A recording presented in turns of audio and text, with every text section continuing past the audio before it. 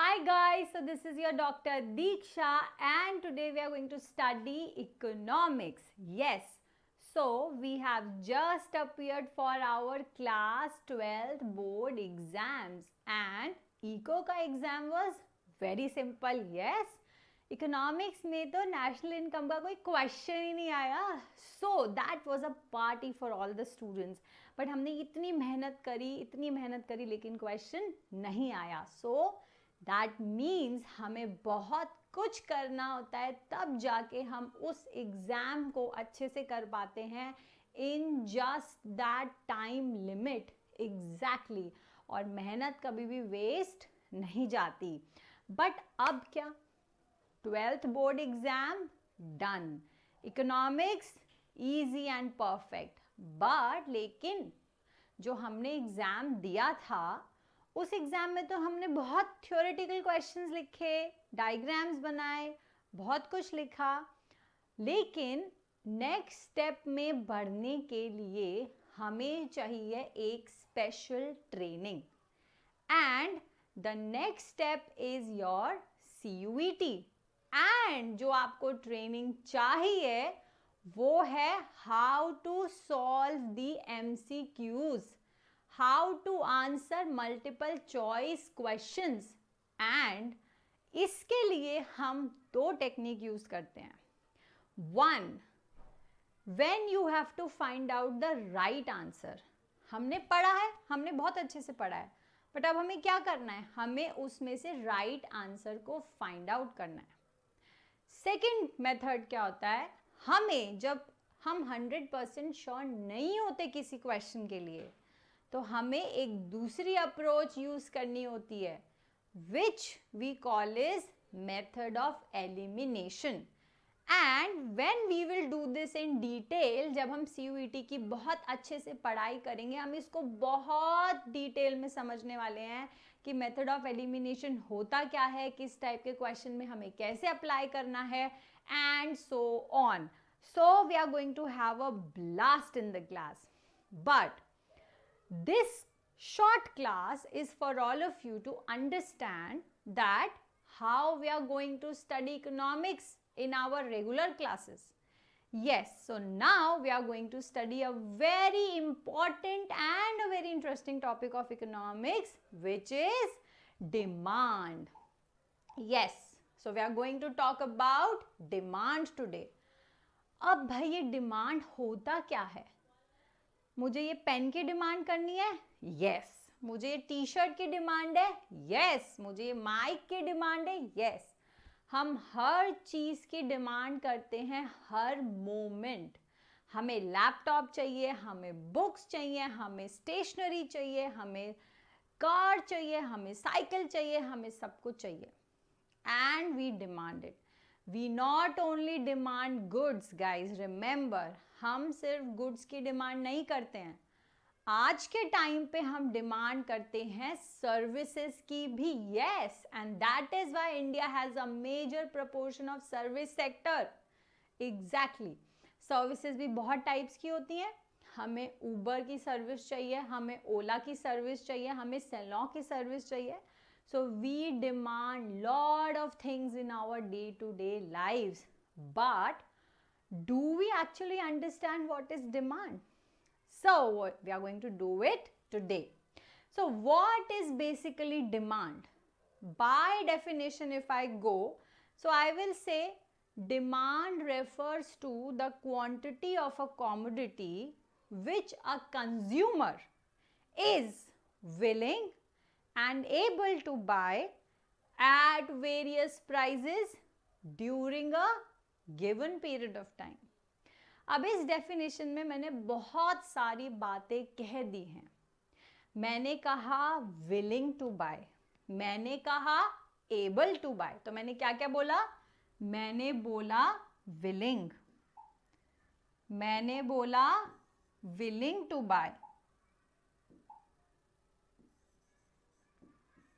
मैंने बोला able to buy at various prices during a given period of time. So when I am saying desire and willingness होनी चाहिए, इसका मतलब क्या है? एक चाह होनी चाहिए, मुझे ये चीज चाहिए, मुझे कार चाहिए, उसका डिजायर है, उसकी विलिंगनेस है मेरे पास, तो मुझे ये कार चाहिए।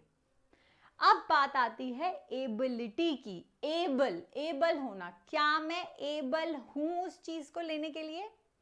मुझे भाई बुर्ज खलीफा पे एक घर चाहिए, मैं विलिंग हूं, डिजायर है, हर किसी को होता है डिजायर भाई, बुर्ज खलीफा पे घर किसको नहीं चाहिए, हर किसी को डिजायर होता है। बट क्या मैं एबल हूं? Can I spend that money? मेरे पास वो एबिलिटी है क्या? नहीं है, ऑफ कोर्स नहीं है, जल्दी हो जाए क्या पता। तो विलिंगनेस है बट एबिलिटी नहीं है, तो क्या वो डिमांड होगी गाइस? विलिंगनेस के साथ साथ एबिलिटी होना, मतलब पॉकेट में मनी होना भी जरूरी है। बहुत बार ऐसे होता है, हम अपने डे टू डे लाइफ में देखते हैं लोगों के पास पैसे हैं जेब में, एबल हैं पे करने के लिए, बट वो करना नहीं चाहते। उस केस में डिजायर मिसिंग होता है। आप देखेंगे बहुत रिच लोग होते हैं, हमारी फैमिली में आपको ये चीज़ दिख जाएगी, हम इंडियन सिस्टम में हैं, हमारी फैमिली में ही ऐसा है कि बहुत रिच लोग हैं, एकदम हाई क्लास लोग हैं, but they still are travelling in Maruti 800। So ability है बट विलिंगनेस नहीं है। सो डिमांड होने के लिए there has to be ability, there has to be willingness, and what next is at a particular price. इस price पे तो मुझे ये कार खरीदनी है, लेकिन अगर ये प्राइस मान लो बढ़ गया तो शायद मैं उसको खरीदने के एबल ही ना हूं, तो मैं वो डिमांड नहीं कर सकती। सो हम जब भी डिमांड की बात करेंगे हमें प्राइस और टाइम को साथ लेके चलना है। टाइम क्यों? आज मैं इस चीज के लिए विलिंग भी हूं, एबल भी हूं, इस पर्टिकुलर प्राइस पे भी लेना चाहती हूं, बट कल हो सकता है कि मैं उस पर्टिकुलर प्राइस पे ना खरीद सकूं, मेरे माइंड चेंज हो जाए, मेरा दिमाग बदल जाए, मेरे एबल ना हो, मेरा डिजायर कम हो जाए। सो विलिंगनेस एंड एबिलिटी जरूरी है, प्राइस जरूरी है, टाइम जरूरी है। सो गाइज आई होप एक छोटी सी ये डिमांड की डेफिनेशन को I was able to express in a very simple way which makes it very clear to all of you. So demand होने के लिए हमें क्या क्या चीजें चाहिए? Willingness, ability at various price during a particular period of time. Yes, we are talking about time. चलिए let's move ahead. Demand और प्राइस की बात करते हैं। आप लोग सब पढ़ चुके हैं एक बार 12th में, तो आप लोगों को ऑलरेडी इतना तो पता है कि डिमांड और प्राइस का कितना गहरा रिलेशन है। डिमांड और प्राइस हमेशा साथ साथ चलते हैं। पूरी इकोनॉमिक्स में आप डिमांड पढ़ोगे तो आपको उसको प्राइस के साथ ही रखना पड़ेगा। सो डिमांड एंड प्राइस की कैसी रिलेशनशिप होती है? It is always, yes my dear students, it is always inverse relationship. inverse कैसे? जब भी हम कोई चीज खरीदने की सोचते भी हैं, मान लो आप मिंत्रा, अमेजॉन, फ्लिपकार्ट खोल के बैठ जाओ, कोई भी चीज आप सोचोगे खरीदने की, यू विल ऑलवेज सी कि भाई इस पे सेल चल रही है, बहुत कम पैसे में मिल रही है, खरीद लो, फटाफट से खरीद लो, अभी के अभी खरीद लो। तो प्राइस कम तभी हमारी डिमांड होती है ज्यादा। So this we all know a very simple thing, price कम डिमांड होगी ज्यादा। Yes my dear friends. Now मैंने जो बात बोली कि मैं हमेशा प्राइस की बात कर रही हूं, प्राइस कम होगा तो डिमांड ज्यादा होगी, प्राइस ज्यादा होगा तो डिमांड कम होगी। मैंने सिर्फ और सिर्फ पहले प्राइस को रखा है. Always remember, when we talk about demand and price, we have to take price first. Because in demand and price, price takes the first step. Price change होगा तो डिमांड चेंज होगी. दैट मीन्स ये जो demand है ये second आएगा और ये डिमांड एक डिपेंडेंट वेरिएबल है. मतलब बोले तो demand is dependent on price. Okay, so price has to change first and then demand is going to change. So हमेशा याद रखना, डिमांड एंड प्राइस में हमेशा पहले प्राइस को ही लेना है. नंबर 1 पे प्राइस है, फिर आप डिमांड पे जाएंगे. ठीक है. Now what do we mean by ceteris paribus? The most important concept in the entire economics. When we talk about demand, we have to understand कि डिमांड और प्राइस के बीच में ये रिलेशन क्यों है कि प्राइस कम होगा और डिमांड बढ़ जाएगी. क्यों होगा? क्योंकि हमने अदर फैक्टर्स को कांस्टेंट रख दिया. अब ये अदर फैक्टर्स क्या हैं अभी बात करते हैं. रुकिए जरा, रुकिए, चलिए बात करते हैं. सो यस, सो ये है हमारे फैक्टर्स अफेक्टिंग डिमांड. अब ये फैक्टर्स में क्या है? सबसे पहला फैक्टर जो डिमांड को इंपैक्ट करता है, which we all know, is the price of the commodity. So we will talk about the price of the commodity and we know that price has an inverse relation with the demand. Price has an inverse relation with the quantity demanded. Now, second factor that you can say is the income of the consumer. मेरी income पे भी तो demand depend करती है ना भाई. अगर मेरी इनकम ज्यादा है तो मैं उस हिसाब से डिमांड करूंगी. अगर मेरी इनकम कम है तो मैं उस हिसाब से डिमांड करूंगी. Second, price of the other products में कौन कौन से प्रोडक्ट्स आते हैं? हमारे आते हैं substitute and complementary. Substitute and complementary goods आते हैं. सो सब्स्टिट्यूट गुड्स और कॉम्प्लीमेंट्री गुड्स पे तो बहुत ज़्यादा डिमांड डिपेंड करती है.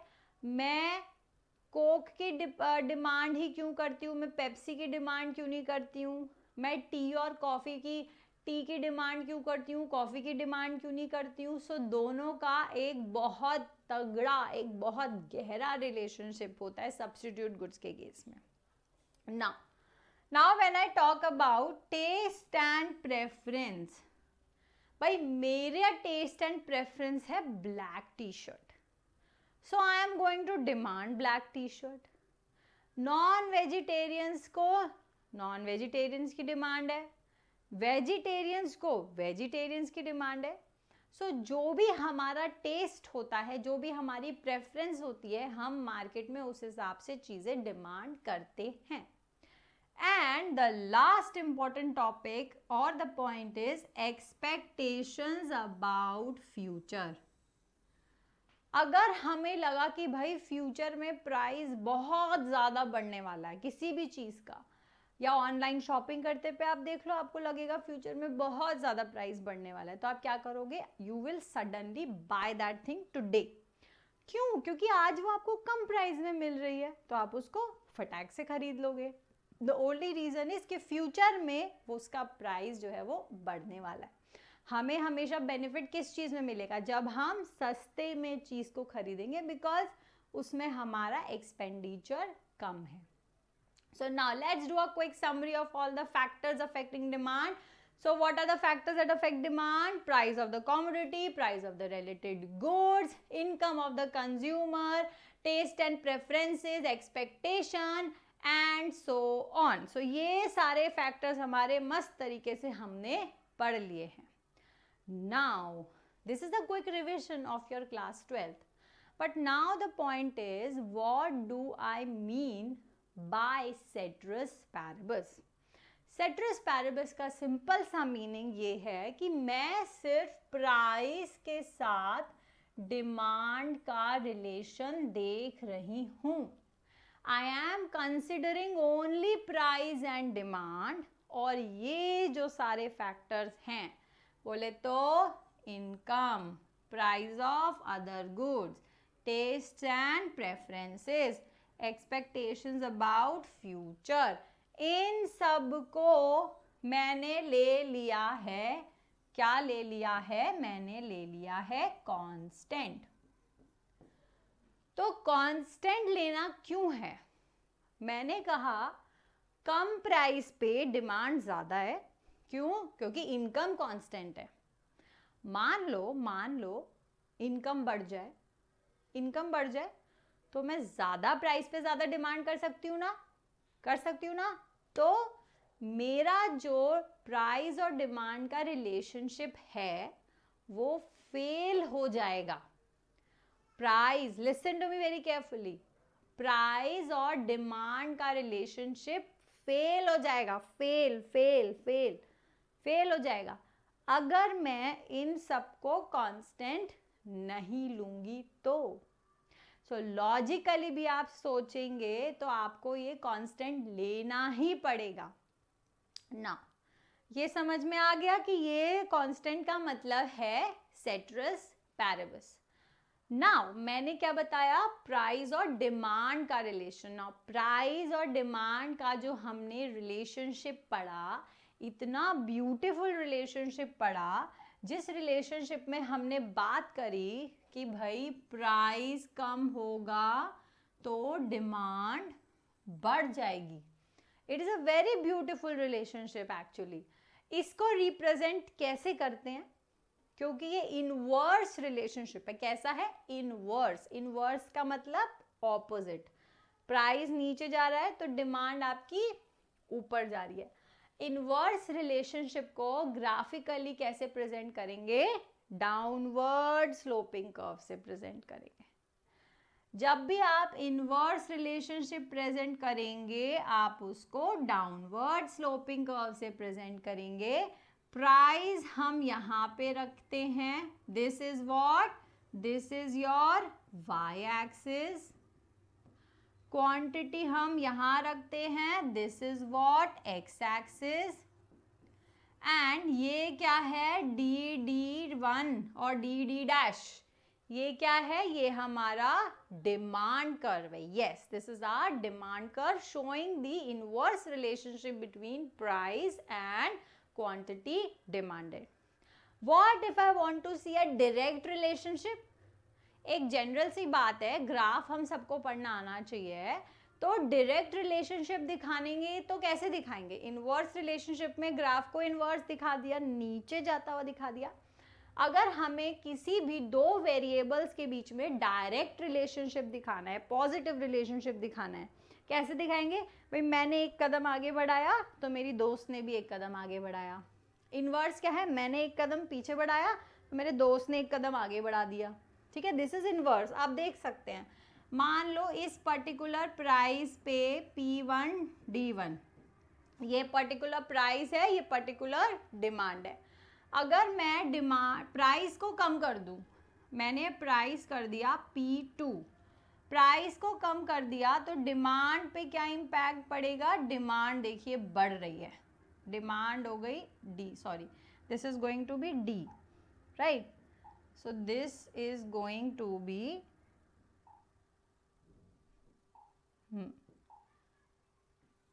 This is going to be D2. तो D2 होने से क्या हुआ?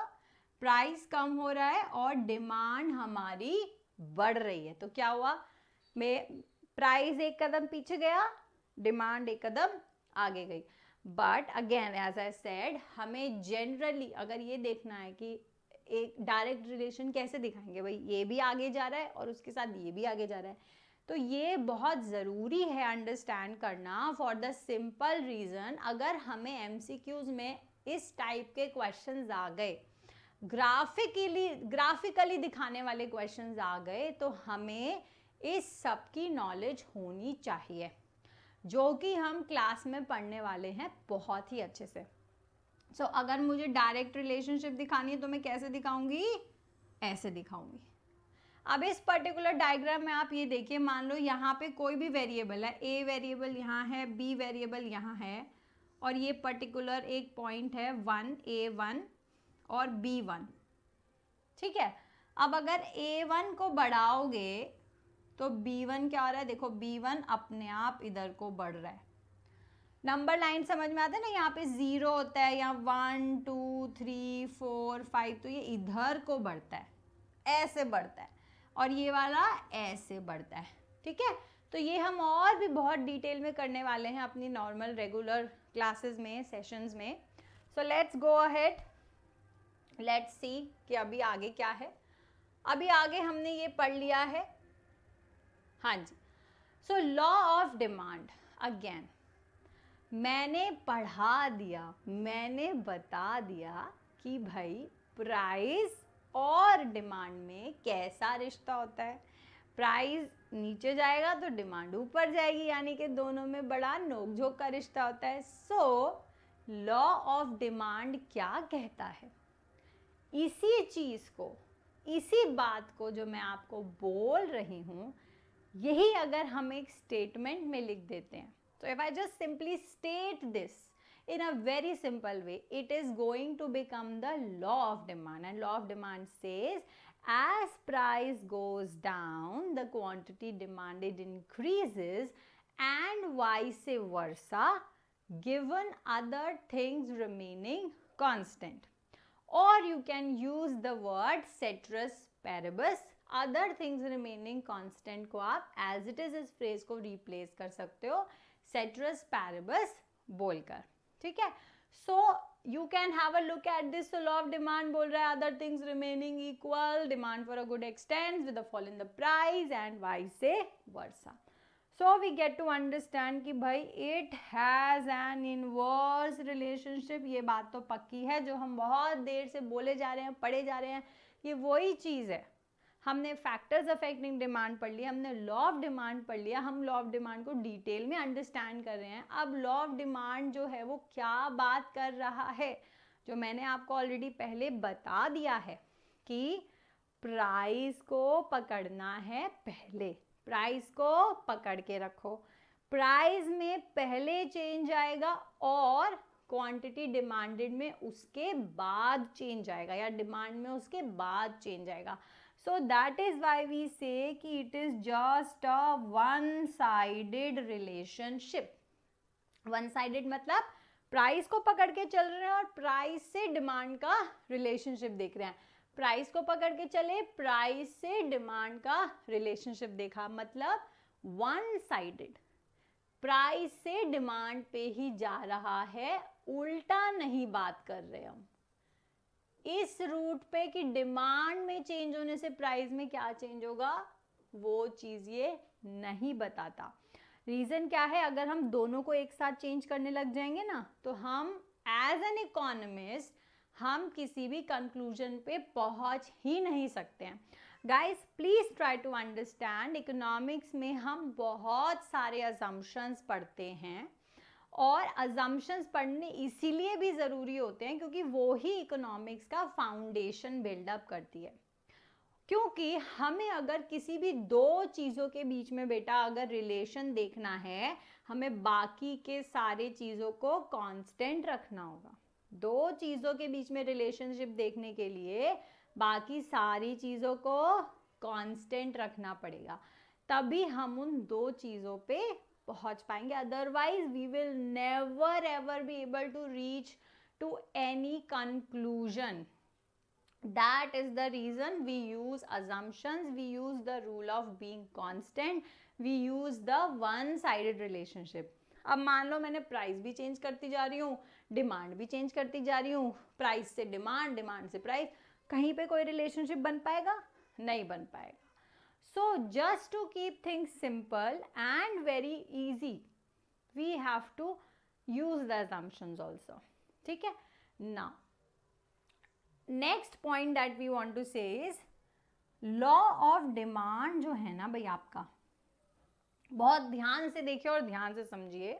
लॉ ऑफ डिमांड जो है आपका वो बताता है क्वालिटेटिव रिलेशन, ना कि क्वांटिटेटिव। अब दोनों में डिफरेंस क्या है? क्वालिटेटिव मतलब वर्ड ही बता रहे किसी चीज की क्वालिटी बताना, है ना। तो लॉ ऑफ डिमांड ने आपको कौन सी क्वालिटी बताई? लॉ ऑफ डिमांड ने आपको कौन सी क्वालिटी बताई? लॉ ऑफ डिमांड ने ये क्वालिटी बताई कि भाई प्राइस कम होगा तो डिमांड बढ़ जाएगी। तो क्या बताया? Directional relationship. Law of demand ने क्या बताया? Directional relationship. लेकिन there is a but here. But अगर हमको पढ़ना है क्वांटिटेटिव रिलेशनशिप, देखिए अगर हमको पढ़ना है क्वांटिटेटिव रिलेशनशिप तो हम क्या करेंगे? क्या हम सीयूईटी में पढ़ने वाले हैं क्वांटिटेटिव रिलेशनशिप? हमने क्लास में तो पढ़ा है क्वांटिटेटिव रिलेशनशिप, लेकिन हमने कौन सी क्लास में पढ़ा था? यस, ये सब हमने 11th क्लास में पढ़ा था, डिमांड चैप्टर। सो हम जो पढ़ने वाले हैं क्वांटिटेटिव रिलेशनशिप, वो हम किस चैप्टर में पढ़े थे क्लास 11th में? वो हम पढ़े थे इलास्टिसिटी ऑफ डिमांड में। यस, हमने पढ़ा इलास्टिसिटी ऑफ डिमांड। इलास्टिसिटी में आपको समझ में आ गया था, percentage change in quantity demanded upon percentage change in price. हमें समझ में आ गया था भाई प्राइस में कितना चेंज करो और उसके बदले डिमांड में कितना चेंज आएगा। So that we understood in the elasticity chapter. तो वही हमको यहाँ पे दोबारा से अपने 11th क्लास के कॉन्सेप्ट्स को, रूल्स को बाहर लेके आना है और सीयूईटी के लिए जोर शोरों से तैयारी हमको आगे डेफिनेटली करनी है। सो law of demand one sided relationship, law of demand qualitative not quantitative, law of demand inverse relationship. So guys, I hope this made your 11th class की इकोनॉमिक्स थोड़ा बहुत ईजी तो हुआ ही होगा ना, ऐसी तो बात हो ही नहीं सकती कि ना हुआ और अब इतना भी ना कर पाए हो। Now let's understand about movement versus shift. अब movement on the demand curve क्या होता है? Let's have a look here. मान लीजिए ये है मेरा डिमांड कर्व, मुझे इस पे मूव करना है। ये पॉइंट ए है, मुझे इस पॉइंट ए से मूव करना है एंड इस पॉइंट ए पे मैंने ओ पी और ओ क्यू, यहाँ पे है मेरा एज यूजुअल प्राइस, यहाँ पे है मेरी एज यूजुअल क्वांटिटी। अब मुझे क्या करना है? प्राइस और क्वांटिटी को दिखाना है मूवमेंट के जरिए। तो अगर प्राइस ऊपर जाएगा, मान लो प्राइस हो गया P1, तो क्वांटिटी डिमांडेड हो गई Q1। बट इस पूरे प्रोसेस में मैंने क्या किया? मैं A से B पे मूव करी, A से B पे मूव करी, और ये A से B पे मूवमेंट क्या किया? मैंने अपवर्ड मूवमेंट किया। This is upward movement. This movement is along the demand curve. Now, I did the movement from A to B known as the upward movement. But इस upward movement के context में मेरे साथ हुआ क्या? मेरी जो quantity demanded है वो क्या हो गई? कम हो गई। Quantity demanded Q से Q1 पे आ गई। तो इसको हम क्या बोलते हैं? Contraction of demand. कुछ याद आया नहीं आया क्लास 11th का? So this is known as contraction of demand. Now अब अगर मुझे मूवमेंट करना है ए से सी पे, ए से सी पे कब मूवमेंट होगा? जब प्राइस हो गया पी से P2। मान लीजिए प्राइस हो गया पी से P2, प्राइस ही तो चेंज कर सकते हैं ना, वन साइडेड रिलेशनशिप पे प्राइस ही चेंज करने का है। P से P2 कर दिया, P से P2 करा तो जो आपकी क्वांटिटी नहीं आई वो आ गई आपकी Q से Q1 Q2, यस, क्वांटिटी आ गई हमारी Q2, ठीक है ना। तो अब इसमें क्या हुआ, हम क्या कर रहे हैं, हम कर रहे हैं डाउनवर्ड मूवमेंट, एंड ये जो डाउनवर्ड मूवमेंट है इसको करते हुए हमने क्या देखा, हमारी डिमांड बढ़ी है कि हमारी डिमांड घटी है, हमारी डिमांड एक्सपैंड हुई है। इसको हम बोलते हैं एक्सटेंशन और एक्सपेंशन ऑफ डिमांड। क्या बोलते हैं, एक्सटेंशन और एक्सपेंशन ऑफ डिमांड।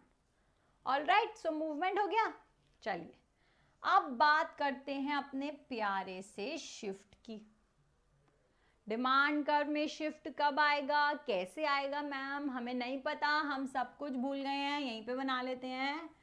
ये है हमारा प्यारा सा demand curve D D dash, ये है हमारा प्राइस, ये है हमारी क्वांटिटी, और मान लीजिए कि ये प्राइस की लाइन है। हमने कह दिया भाई प्राइस तो हमारा अभी सेम ही रहेगा, कोई चेंज आया ही नहीं प्राइस में।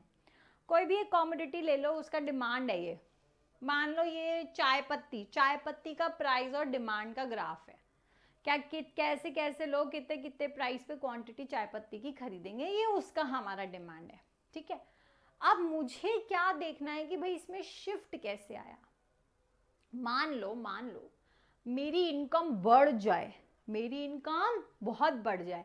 अब जब मेरी इनकम बढ़ेगी तो मैं क्या करूंगी, मैं उसी सेम प्राइस पे, अभी मार्केट में ये वाला प्राइस चल रहा है, अभी मार्केट में OP1 प्राइस चल रहा है और OQ1 क्वांटिटी मैं खरीद रही हूँ, ठीक है। OP1 प्राइस है और OQ1 क्वांटिटी मैं खरीद रही हूँ। अब मार्केट में अगर प्राइस तो सेम है, यही सीन चल रहा है मार्केट में। अब मेरी इनकम अगर एकदम से बढ़ जाए तो मैं क्या करूंगी, क्या मैं ज्यादा चाय पत्ती नहीं खरीद सकती, क्यों नहीं खरीद सकती, बिल्कुल खरीद सकती हूँ। तो अगर प्राइस सेम है और मेरी इनकम बढ़ जाए तो मैं चाय पत्ती की डिमांड ज्यादा कर सकती हूँ, तो मेरा डिमांड कर्व राइट पे शिफ्ट हो जाएगा, और जो मेरी नई डिमांड बनेगी वो यहाँ पे बनेगी। मतलब ये मेरा प्राइस है, ये मेरा डिमांड है, तो प्राइस और डिमांड जहाँ मीट करेंगे ये Q2, तो मेरी नई डिमांड क्या बनेगी Q2 पे, और ये मेरी जो डिमांड है Q1 से Q2 जो ये गई है, ये है मेरी इंक्रीज इन डिमांड। इसको हम एक्सपेंशन या कॉन्ट्रैक्शन से अलग क्यों मानते हैं, क्योंकि यहाँ पे प्राइस सेम है बेटा। डिफरेंस देखिए, यहाँ पे प्राइस की वजह से चेंज हो रहा है। जब भी प्राइस की वजह से चेंज होता है तो वो मूवमेंट की बात करता है, प्राइस की वजह से चेंज होता है तो वो मूवमेंट की बात करता है। और अगर शिफ्ट हो रहा है which is not because of price, it is because of other factors. कौन से other factors? Price of related goods, income of the consumer, taste and preferences, future expectations। ये जो हमने other factors ceteris paribus में पढ़े हैं, ये उन factors की वजह से जो change आएगा, that will result in increase and decrease। So when we talk about increase and decrease in demand, ultimately वो कैसे हो रहा है increase and decrease in demand, only by the factors which are termed as other factors and not the price. So increase के लिए rightward, decrease के लिए आप जाओगे लेफ्ट वर्ड। सिंपल लॉजिक है, इंक्रीज करना है, यहाँ से यहाँ पे भाई हमारी डिमांड इंक्रीज हो रही है और यहाँ से यहाँ हमारी डिमांड डिक्रीज हो रही है। But my lovely dear students, please remember the terms. जब हमने बात करी मूवमेंट की, so we have to use the terms expansion, extension या कॉन्ट्रैक्शन। जब हमने बात करी इंक्रीज एंड डिक्रीज की, जब हमने बात करी शिफ्ट की, तो हम बात करेंगे increase in demand and decrease in demand. तो प्लीज इस चीज का ध्यान रखिए, जैसे ही एग्जाम में कोई वर्ड लिखा है क्वेश्चन में आप देखेंगे, the moment you read about increase and decrease, it should click in your mind that we are talking about shift in the demand. And the moment you hear the words like expansion, contraction, extension, you should click in your mind that it is with respect to the movement along the demand curve. और movement जो हो रहा है वो कैसे हो रहा है? Because of the change in the price. And shift क्यों हो रहा है? Because of change in other factors, and the price line is constant here. All right. So let's have a look at the diagram. So this is the final diagram. Here we can see this is your movement ka diagram, normally showing you the movement which I have explained you in a detailed manner. And here you can understand about the shift in the demand curve, which again I have already explained you in a detailed manner. So now my lovely dear students, if you want to get the notes, there is a way you can scan the notes. by technology इतनी बढ़ गई है, हम तो आजकल notes भी QR code से ही scan करते हैं भाई, है ना। चलिए तो मैं शेयर कर देती हूँ यहाँ पे, एक्सपोर्ट ऑल पेजेस कर दिए। और अब आप देखिएगा जादू, जादू क्या होने वाला है? जादू क्या होने वाला है? जादू ये होगा कि आपको एक क्यूआर कोड आएगा, मैजिक, और क्यूआर कोड को आप स्कैन करोगे तो आपके पास नोट्स आ जाएंगे। Yes, dear students, this is how we are going to make studies easy and fun for all of you. So let's just see. In the meanwhile, we can have a chit chat. In the meanwhile, it is creating that link for you, it is creating that QR code for you. So why not have some chit chat? So guys, you can write your experience about this class in the chat box, and we are going to soon meet in our regular sessions. Yes, so here we go. So you can scan this QR code, guys, please. You can scan this. You can type this ZREHL, capital ZREHL. Please इसका एक screenshot ले लो, photo ले लो, scan कर लो।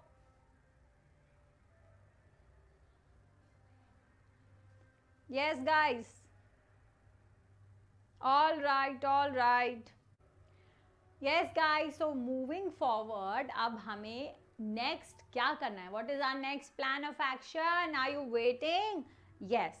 So we are coming with our CUET batch for all of you. मिलकर इस बार CUET clear करना ही करना है। So हम क्या कराने वाले हैं CUET में? We are going to cover your full syllabus coverage, revision, everything, lot of worksheets, और हम आपको बहुत कुछ देने वाले हैं। Batch is starting on 5th of April. Please note the date. Please mark the date. We are starting ASAP 5th of April. And we are going to give you extensive worksheets for practice, so you don't have to worry at all. चिंता मत करना, lot of material we are going to give you. आपकी tension अब बच्चे हमारी tension है, okay? आप हम पे बहुत अच्छे से ट्रस्ट कर सकते हैं, हम आपको बिल्कुल भी डिसअपॉइंट नहीं करेंगे, ट्रस्ट करके देखिए।